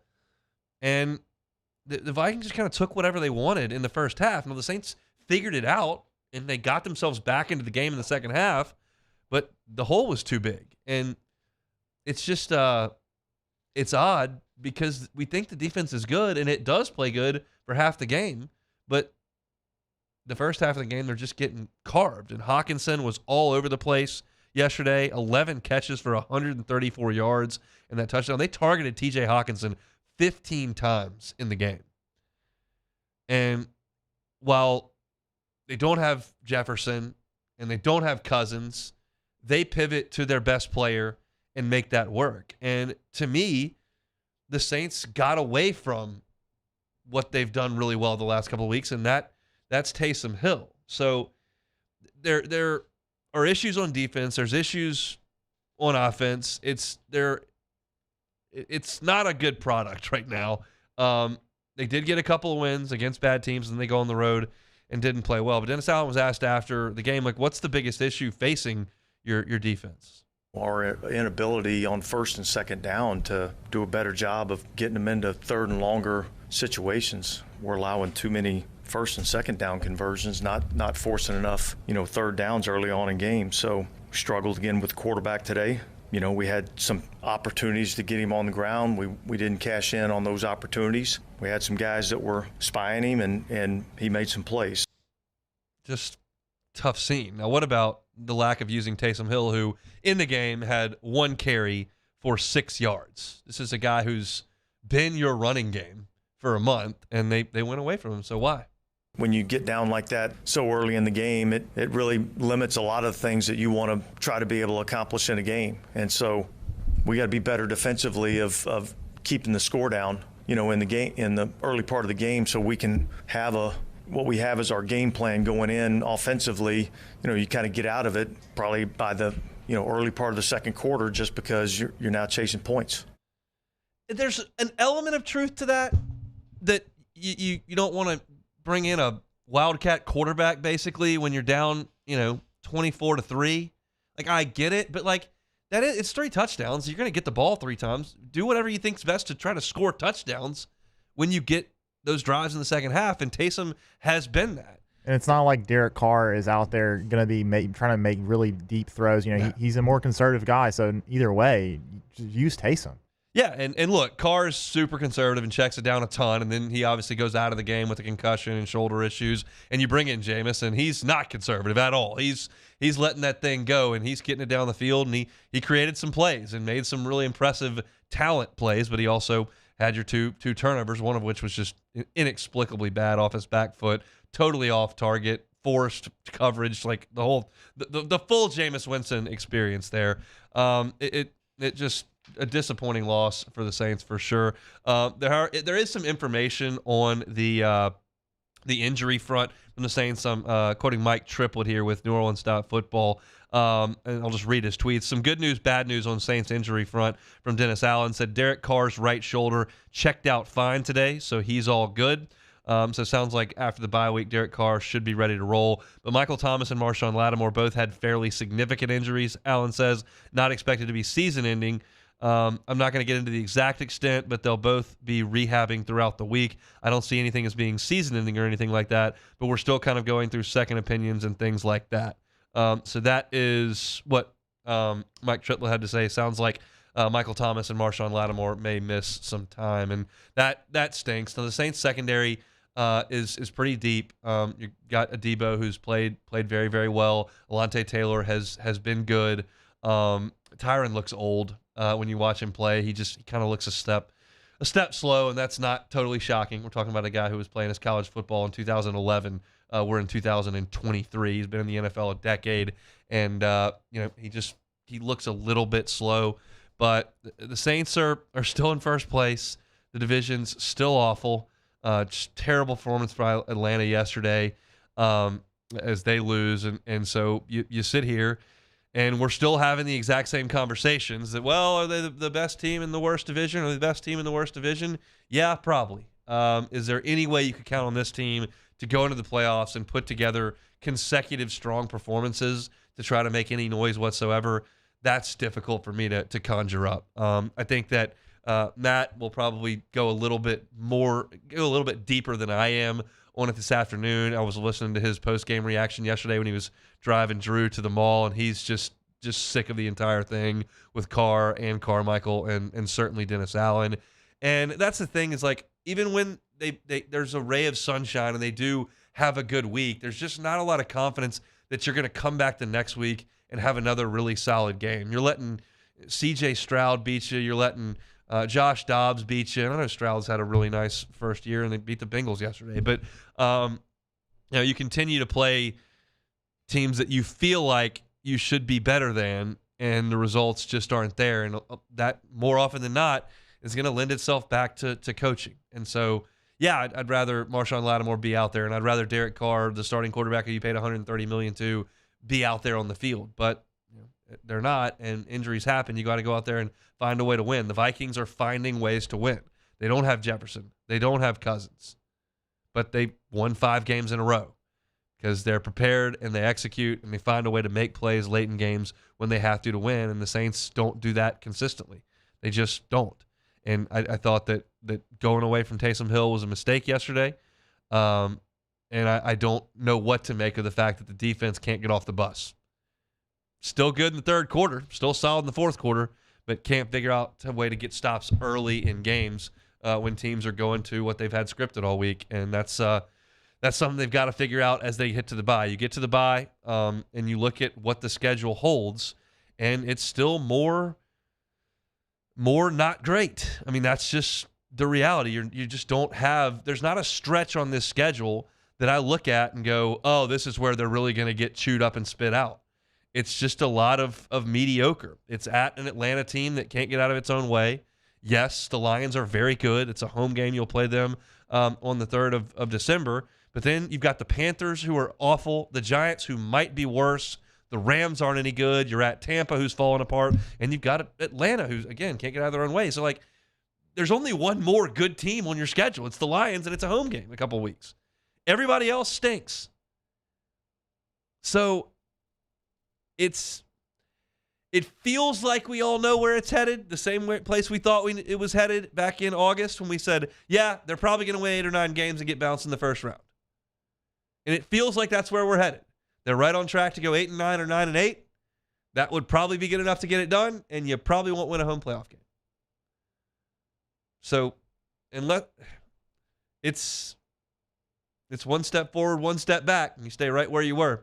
If you're the black and gold, that's just a disappointing 27-19 loss by the Saints up in Minneapolis. So a bye week, and then the Dirty Birds in Atlanta coming up on the Sunday after Thanksgiving over in Mercedes-Benz Stadium. We'll take one more timeout. We'll come back and finish things off. You're listening to a Monday edition of The Hunt Palmer Show. The Hunt Palmer Show. LWCC is Louisiana loyal, elevating and celebrating champions of Louisiana. Marucci Sports is a champion of Louisiana. They help out our state in so many different ways. They attract elite-level talent from all over the country to come work in their baseball performance lab.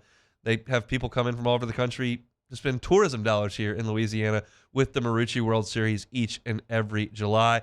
We know that it was started right here in the backyard in Baton Rouge, and now on the forefront of all things baseball equipment. Just such an awesome, awesome story and an awesome piece to the state of Louisiana. If you know a champion of Louisiana, whether it's a person or a nonprofit or a business that's doing great philanthropic work here in our great state, go to lwcc.com/champions and nominate a champion of Louisiana so that we can tell their story.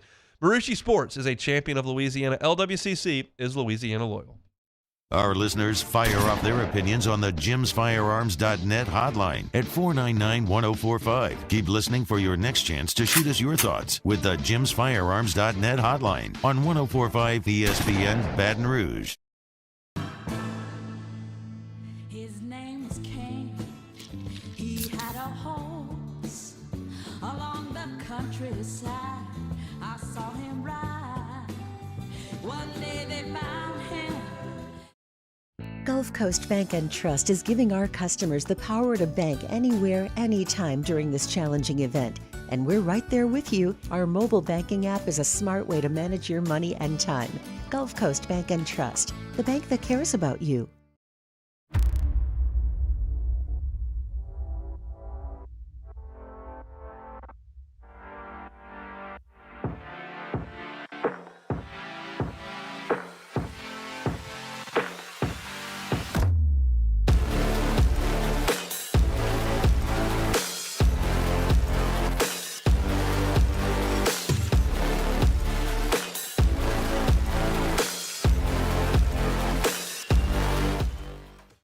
Gulf Coast Office Products is a nationally recognized Savin office equipment dealer based right here in Louisiana. Over 100 employees strong, Gulf Coast has the boots on the ground to support all vertical markets from education, engineering, legal, and finance. With the latest in office technology from desktop to production segment units, Gulf Coast and Savin have the perfect fit for you. Call 225-756-2644. That's 756-2644 for Gulf Coast Office Products. Scooncha, fall in the air. Fall is right around the corner, which means fall fishing is, which means it's time for you to take your boat to the next level with front-to-back boat service in a bunch of different ways. You want a custom stair job, you can have a ton of fun out there on the water, they can do that. What about a spot lock trolling motor? So you stay right where you need to in casting lines, or sonar that's let you see the fish under the water before you cast. All of your maintenance needs as well. For 38 years, they've been at it and will continue to do so. The Sherman family of front-to-back boat service. There it is, the extra mile, on the border of expected and extraordinary for those willing to go further, like vans customized for work or play, with safety and tech to keep you connected. supported by a 5-star sales, service, and finance team, and backed by the 1-star you know. So go the extra mile. It's never crowded because so few have what it takes to go there. Mercedes-Benz Vans. Electricity is all around us, and our families depend on it. Every day is sparked by the power of a cold drink or a warm meal, a movie night, and a comforting light at the end of a dark hallway. From sunrise to sunset, playtime to bedtime, our team is ready to take care of your electrical needs. Matt Moscona inviting you to join us for Monday's AFR, presented by Relief Windows. We're recapping LSU, Florida. We'll hear from Brian Kelly, and we'll recap Saints and Vikings. Join us for Monday's AFR, 3 to 6, 104.5 ESPN, Baton Rouge.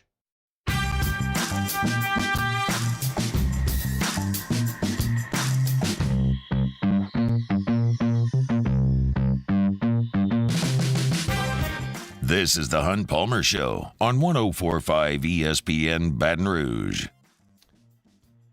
Of course, we'll play some Take It or Leave It before we get out of here, but I do want to briefly touch on the baseball scrimmage. I saw 7 of the 18 innings yesterday. Had a birthday lunch to go to, so I missed the beginning, and then had to get home, see the kiddo, so couldn't stay for the end of it. But LSU and ULL played 18 innings yesterday, and I do have some talking points that I'll just toss out there. The pitching staff was phenomenal yesterday. The guys I did not see have incredible lines. The guys I did see were great. I thought Ackenhausen was really, really good. Breaking ball was real good yesterday against Louisiana Lafayette. The buzz was all about Gage's jump, and he was throwing 94, 95 miles an hour from the left side and getting some punch outs. Cam Johnson had him absolutely buzzing yesterday. He was throwing 97 and missing a ton of bats for Louisiana Lafayette. You know what you've got in Holman and Hurd. Those guys are proven SEC commodities. LSU is going to show up for the first game with 9 or 10 high-level arms. I mean, it is an embarrassment of riches for them in terms of the mound. And there's some experience there, there's some youth there, but it is really, really exciting. Offensively, they've got some work to do. They do. They need emergences from Paxton Kling and Brady Neal and Jared Jones and Ethan Fry. They need those guys to step up. You know what you've got in Tommy White, and I feel confident in what you're going to get from Hayden Travinsky. I feel confident in what you're going to get from Mac Bingham, the transfer from Arizona, who's come over. He had a big hit into the gap yesterday when I was there. Those guys are fairly proven commodities, but the rise has got to come from some of those younger guys, and there were some punch-outs yesterday and some innings that went pretty quick, but they pieced some hits together and had some good swings as well. Pearson had a big RBI double down the right field line. I think you know what you're going to get with him. And mentioning Pearson, there's a real chance that he's going to be the second baseman. I think they haven't decided anything yet, but I think he may be the second baseman. I think that speaks to that they're not totally wild about the option of putting freshman Stephen Milam in there. Saw him strike out yesterday. Ben DePolt, kind of a utility guy.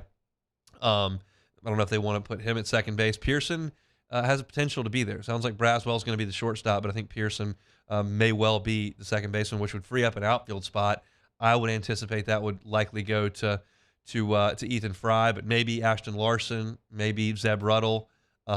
Those guys are talented players as well. So a lot to get to, and we'll talk a little bit more baseball. Try to run Chris Demui down a little bit later this week. He's got to work tomorrow, but maybe later this week we can chat with Demui. I was talking to Jay Johnson between the games. They had a little 40-minute break. I was down there by the dugout, and I was talking to Jay Johnson. We were talking about Jaden Daniels, and Jay said he's the Paul Skeens of football. Said I could quote him on that. So, Coach, there's your quote. I don't disagree.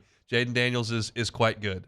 We talked a little bit about Jaden earlier today and his Heisman candidacy, which I think is very, very real. If I'm reading Matt's Twitter feed properly, I think you're probably going to get a lot of that from him today. He went and collected a bunch of tweets from non-LSU people that are talking about the Heisman. And I just saw a tweet from Field Yates, who does ESPN stuff with the NFL. And he was saying here are Jaden Daniels' 5 best plays. It was a work of art. He was fantastic in the game on Saturday. So the Paul Skeens of football, we'll take it. At that point, needs to win the Heisman Trophy. All right, let's play some Take It or Leave It. All right, first one here. As we mentioned earlier, Jimbo Fisher out at Texas A&M is due buyout money until 2031, to the tune of, I believe, $7 million a year. Jimbo will be coaching again within 3 years. Take it or leave it. I'll take it. I think he will want to coach. I think West Virginia is interesting. They want to move on from Neil Brown, but I think that he will be coaching. He's making $26,000 a day for the next 6 years. Let me tell you, if I was making $26,000 a day for the next 6 years, I would not be employed anywhere, and I'd be in Cabo a lot. So that's unfortunately, I'm not going to make $26,000 a day for the next 6 years. So I'll probably be here tomorrow. So do you think it's next year, 2 years, 3 years? I think he probably takes 1 year off, and then I think he's back in.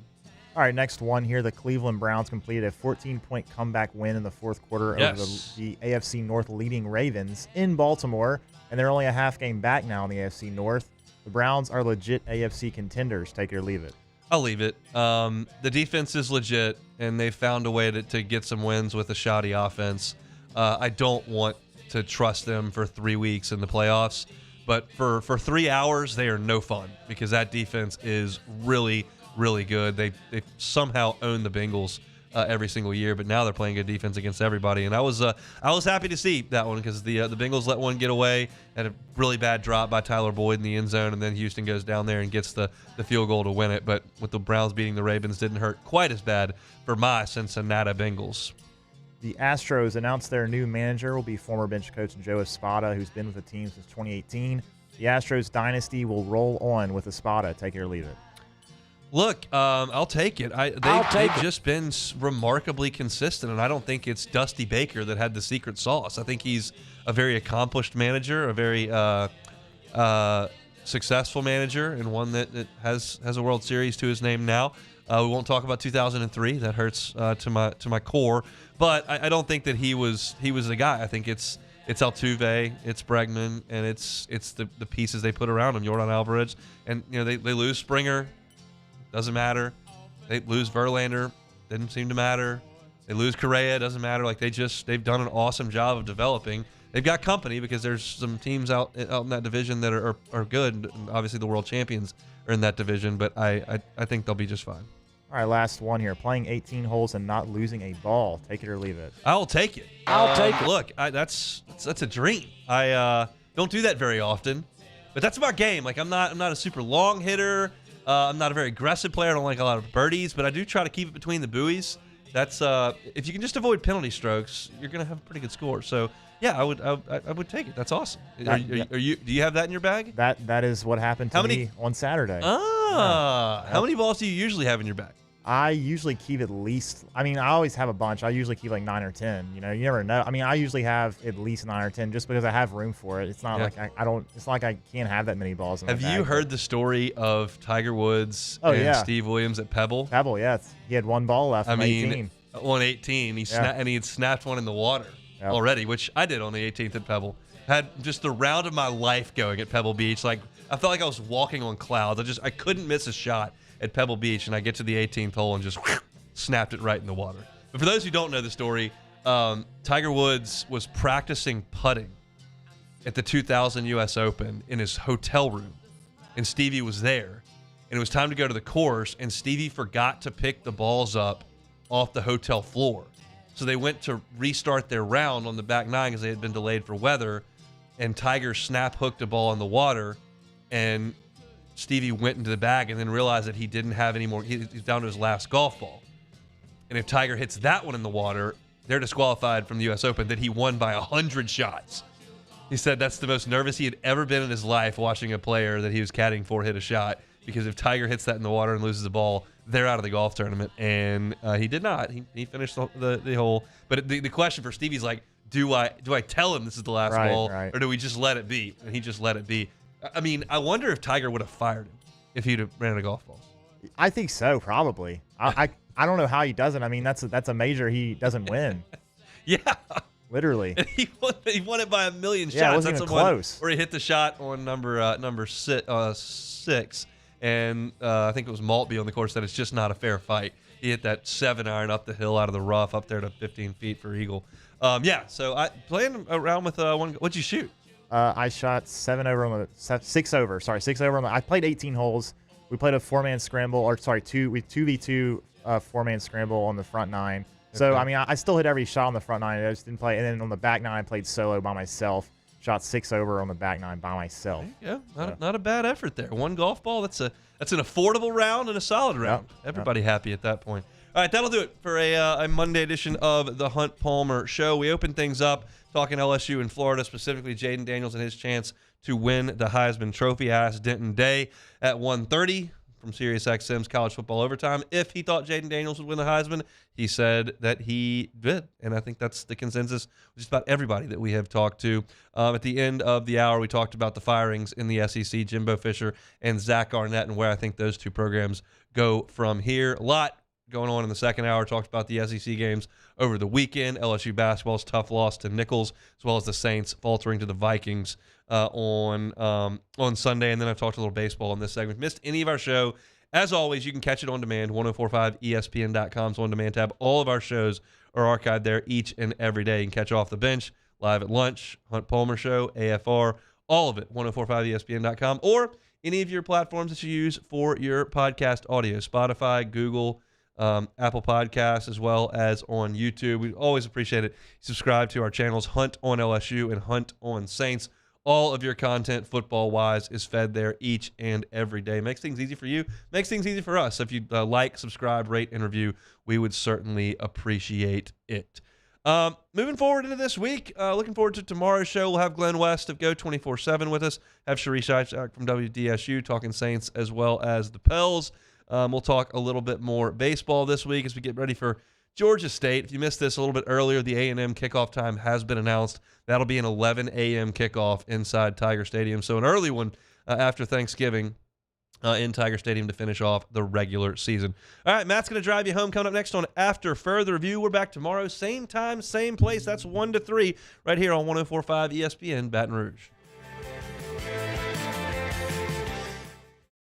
The world's leaders in obesity research, obesity medicine, and obesity science are right here. We're doing something that no one's ever done or trying to answer a question that no one's ever asked before. Pennington is a real jewel when it comes to research. We are finding the solutions to the world's worst chronic disease, which is obesity. Louisiana needs Pennington Biomedical.